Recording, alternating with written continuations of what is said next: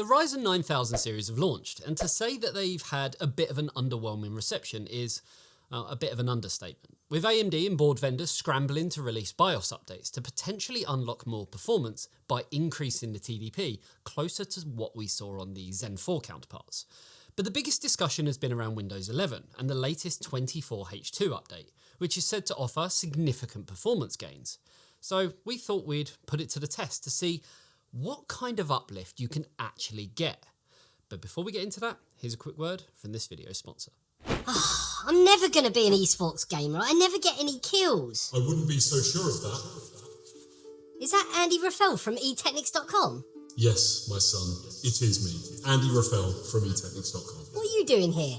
I'm here to bestow upon you a gift that will transform you into a true gamer. With a 24.5-inch Full HD screen, 240Hz refresh rate, 0.5 millisecond response time, AMD FreeSync Premium, and height adjustability, you'll be gaming in the big leagues in no time. Thank you. No problem, my son. Why don't you check out the link in the description below to find out more. So as you'll see from the title of this video, we finally have a Ryzen 9 9950X. We actually borrowed it from a good friend, but are potentially looking to buy one in the near future to do lots more content on. So if you want to help support that, you can by joining up to Patreon. Link is down below. Now, because the 9000 series launch has been and gone, I didn't just want to get the processor and then jump in and do a bog standard review because, well, you've likely already seen that in video form or even written form on a ton of other outlets. So instead, I wanted to focus on these supposed performance gains that can potentially be had from the latest Windows 11 24H2 update. I do want to make it clear that the update isn't technically out yet, but instead forms part of the Windows Insider program, of which you need to join, then choose the relevant option and get the update that way. So with it being technically classed as, I guess what you could call a beta, performance may change before it actually gets released. And I guess in some cases it may actually seem a little bit off. So I guess keep that in mind as we go through this video. As the update is meant to increase performance in games, that's our main focus today. But I also wanted to see what it meant for synthetic benchmarks because, well, we've seen it in the past where performance is technically given with one hand and taken away with another, which I guess in a roundabout way makes this type of content even more interesting. Now to test, we used our AM5 test system consisting of a Gigabyte Aorus X670E master motherboard with the latest BIOS installed. We also used 32GB of G.Skill Trident Z5 Neo 6000MHz CL30 memory, and for all of our testing, we used an Inno3D RTX 4090 iChill X30C to rid the system of any GPU-based bottlenecks. We used Windows 11 on the 23H2 update along with a fresh install with 24H2 installed, and with the latest chipset drivers and the NVIDIA 560.81 driver. As we're looking at CPU performance, all of our gaming tests were done at 1080p, as this is where the CPU is working its hardest, and will show us potentially the biggest gains, if any. We've tested the 9950X along with showing how things now compare to other processors on the older 23H2 update to show what uplift actually does for our standings. We tested the CPU in a bunch of synthetic tests as well as 12 games to show how good or not the 9950X now is in a variety of applications as well as games. Now, if you do want to see more gaming benchmarks, we do have an upcoming feature where we're going to put the 7800X3D through the gauntlet of 42 games on both versions of Windows in an upcoming feature. So make sure you're subscribed for that because that will be coming up very soon, and hopefully we will see similar uplifts because the update addresses performance issues relating to branch prediction optimizations that was limiting Ryzen's potential. And as Zen 4 and Zen 5 are so similar, we should still see some pretty strong performance uplifts, or at least that's the hope.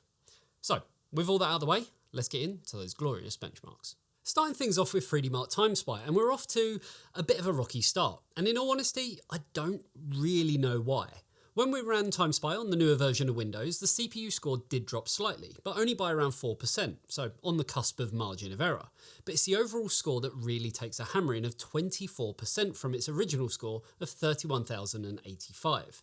Retesting over and over garnered the same result, so I can only assume that the developers of 3D Mark need to optimise the software based on what Microsoft have done with the new update. So hopefully this is just a blip on the radar, and other applications should, in theory, see some more fruitful results. In Blender, higher is better, and we start to see the update proving its worth with an 8% uplift in samples per minute, which already has the 9950X taking the top spot anyway, but this now furthers the lead over other CPUs. Though you'd like to think, as the update does have an effect on Zen 4 based CPUs, that the 7950X, for example, should see an uplift if we retest that on 24H2 as well. And it's definitely something that we'd look to do to get all new, fresh and updated data on all CPUs. In Corona, this time we're looking for the render time to be as low as possible, and the 9950X was already the lowest at 33 seconds. Sadly, the update causes a 6% increase in render time, which is above margin of error, but again, much like 3D Mark, this could come down to optimizations that the developer could work on as the update rolls out publicly. In V-Ray, we again see things going in the wrong direction, but only to the tune of around 5%, which is still above margin of error, but not exactly significant. I think I've explained what the reasonings are, which I'm pretty confident on, though maybe there's more to it than meets the eye. So the big one, the one that everyone uses as a yardstick, Cinebench, is here where we see essentially nothing changing. In the single core and multi-core results, we're talking less than 1% and nothing of any significance. But as we knew coming into this, it's more about gaming than workload related tasks anyway. Then in Geekbench, performance drops on single core by less than 1% and a slightly higher, but still within margin of error 4% on the multi-core score, which is still margin of error, just, but now puts the 7950X and 14900K above it in our standings.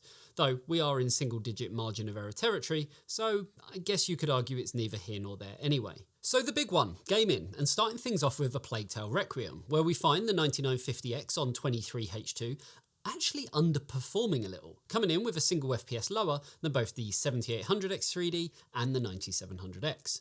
Even though this isn't, I guess, a great start, it's worth noting that this is a margin of error difference and the performance is actually quite similar across the board, implying that we may be seeing a CPU bottleneck here, with the only differences coming by the way of the 14900K, which sits just a couple of FPS higher, and then the 7950X, which has a pretty substantial jump, with 16% more performance than the 9950X. But since this is a higher power part, this isn't actually all that surprising. What is surprising, however, is that the same test ran with the preview version of Windows sees the 9950X jumping up to match the 7950X in performance, adding 16% performance just from an update, which is, well, pretty massive for something that you actually get for free. Though we should see similar uplifts on the 7950X if we were to rerun that using the same 24H2 update, so there is that to keep in mind. Next up is Cyberpunk 2077, and here we see some interesting performance numbers, with the 9950X managing to outperform the 9700X this time around by just 2 frames per second, whilst only falling behind the 7950X by just under 5%. What's particularly interesting here though is the performance we saw on the Windows preview, where we actually, well, lost a frame in the averages, but gained 4% in the lows.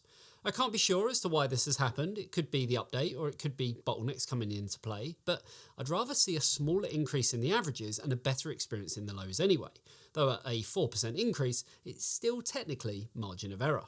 Enabling ray tracing sees little change. The 9700X and the 9950X are now both identical in the averages and only 3% apart in the lows in favour of the 9950X. The 7950X is still outperforming the newer processor, but only by 1 frame on average, so not really much to say there. Though interestingly, 24H2 does make a difference, but only barely, where we see the 9950X jump up in performance by 3%, which is within margin of error, but I think it's safe to say that the update did actually help out here.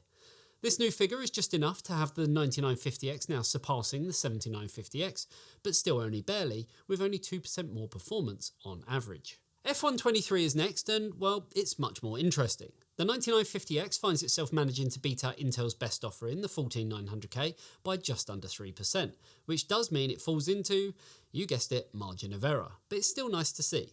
though it was still being outperformed by its predecessor, the 7950X, falling behind by a larger 7%, which falls outside of margin of error and amounts to 27 frames per second, which in any other title would be substantial, but with such high frame rates here, it doesn't really seem like as much by comparison. Once again, we find that the 24H2 update makes results a lot more interesting, as we see the 9950X managing to gain almost 8% more performance over its baseline test on 23H2, meaning that updating Windows unlocked 32 FPS for free. Though again, the 7800X3D and 7950X could see similar uplifts from their already top tier performance. Moving on to Hogwarts Legacy, where we see the 9950X pretty much neck and neck with the 14700K, separated by only 1 FPS in favour of AMD. But of course, with this being such a small difference, it can easily come down to, margin of error, and a retest could see the two processors actually switching places. Something else we see is that the 9950X manages to come in with 7% more performance than the 9700X, which is exactly the type of thing you want to see from a higher powered processor. But unfortunately, because of that reason, we still see the 7950X beating the newer CPU with 10% more performance than the newer Zen 5 flagship. Testing on the 24H2 update changed things quite significantly here though, as we now see the 9950X taking that top spot with a little under 7% more performance than the 7950X, and an even bigger 18% more than itself on the 23H2 update, making for, I guess, what you could class as the biggest uplift that we've seen so far. The lows are also quite interesting too, as even though we saw a huge increase to the average FPS, the 1% low FPS really didn't change all that much, only seeing a margin of error difference. Spider-Man is next up, and here we see some of the weirdness of 24H2 pretty well, as the results we saw from the Windows update actually had performance decreasing, with 6% less performance than what we saw on 23H2. Now, this is a good time to mention that we did full retests on pretty much all of the games more than once, because with such strange differences from a Windows update, we really wanted to validate our results as much as possible throughout testing. And these results were, well, always consistent. Despite that, we can still have a look at the results that we saw on 23H2, and here we saw some impressive numbers, with the 9950X managing to hold its own against both the 14900K and the 7800X3D, whilst also sitting 4% higher than the 14700K. This game was also a rare case of seeing the base performance of the 9950X beating that of the 7950X with almost 16% more frames in the averages. When we turn on ray tracing, we see some small changes, like how the 9950X is actually now the best performing CPU, with what is admittedly a margin of error increase of 2% over the 7800X3D. With all good things comes bad though, and since the 9950X is the best performing CPU here with its base performance, that can only mean that the 24H2 update caused us to once again lose performance. And lose performance we did. With a fairly small 3% decrease, this does however again fall into margin of error, but it's still not a nice thing to see. It also means that the 7950X and the 7800X3D are both now outperforming the 9950X, but this is again only a margin of error difference, so it's not all too bad. Ratchet and Clank is next, and here we find yet more interesting results. The 9950X is performing about how you'd expect based on most of the other games, with a margin of error increase of 2% over the 9700X. The 7950X seems to be underperforming here for some reason though, falling 8% behind the 9950X, which is a good thing for the newer CPU if you want to look at it like that. Something else that is good for the 9950X is the performance boost that we saw from testing on 24H2, where the update managed to give us an uplift of nearly 7%, which in turn gave us the highest frame rate of any other CPU in the test. This new figure now also sees the 9950X performing 3% better than the 7800X3D and 17% better than the 7950X. When we turn ray tracing on, we see a few things change. This time, the 9950X started out as the best performing CPU, with a pretty hefty 7% more frames over the closest next CPU, the 7800X3D, and last generation's 7950X ends up sitting 11% behind it. The 24H2 update brought performance up even more, with a 4% increase over the test run on 23H2, and 11% more performance than the 7800X3D. Though the most impressive jump here is going from last generation's 7950X to the 9950X on 24H2, as this brings performance up by 17%, which is well, pretty significant in the grand scheme of things. Moving on to Remnant 2, and here we see the 9950X performing identically to the 7800X 3D, with just 1 frame more in the 1% lows. What we do find here is that this game seems to be taking advantage of the 7950X's higher base frequency, and allows us to see 8% more performance than the newer 9950X. This is quickly proven to be unimportant though, as the 24H2 update once again swoops in to save the 9950X from looking disappointing, and manages to bring performance numbers up quite significantly, with a 12% increase in frame rate over the performance that we saw on 23H2. This also now means that the 9950X outperformed the 7950X by 4%, and even the Intel flagship 14900K by 7%. Our penultimate game is Shadow of the Tomb Raider, and here we see the 9950X taking a little bit of a performance hit, performing worse than the 7800X 3D by 13% and sitting under the 14900K by almost 4%, making it just on the cusp of margin of error. The 9950X does perform better than the 7950X however, with 5% more FPS in the averages, though when we look at the 24H2 update, we actually see a drop in frame rate and comes in with 3.5% less frames on average. Now this is a pretty significant loss from just updating your PC, and something that I guess could be addressed in the final release. Yet again, I do have to wonder what is causing these performance differences and why it's better in some games while worse in others, seemingly without reason, but could simply come down to optimizations. Finally, we have Starfield, and performance here is once again pretty much what you've come to expect. The 9950X manages to outperform the 7950X from last generation, albeit only by a margin of error of 2 FPS, while we see a bigger jump in performance when compared to the 9700X with 7% more performance on average. Though the 7800X 3D is our best performing AMD CPU with 4% more frames on average, so if you're into gaming, it's still the one to go for. Of course, we have to take a look at what the 24H2 update manages to bring to the table, and unfortunately we end on a bit of a disappointing one. Whilst we do see an uplift in performance from the update, it only actually amounts to 2 FPS or 1%, which, needless to say, is within margin of error and isn't enough to boost performance over the 7800X 3D, which is still ahead, but now only by 3%. So, some interesting results, and you're likely here for the gaming side of things, but no one looking at this plays just one game, and that's why we set out to test 12 different games, along with obviously synthetics. What we were actually able to do with the 12 games though is to look at the overall averages across all of those titles, and to look at the cost per frame. And this is probably the best way to analyse how well-rounded a processor is, specifically for gaming. Now, with any new product, especially as a flagship, you're going to be expected to pay for it. And what we found is that the 24H2 update did give us an average 9% more performance, just through, well, I guess what's classed as a relatively simple Windows update. Though you do have to join the Windows Insider program first, though when rolled out to the masses, then it will just be a simple Windows update instead.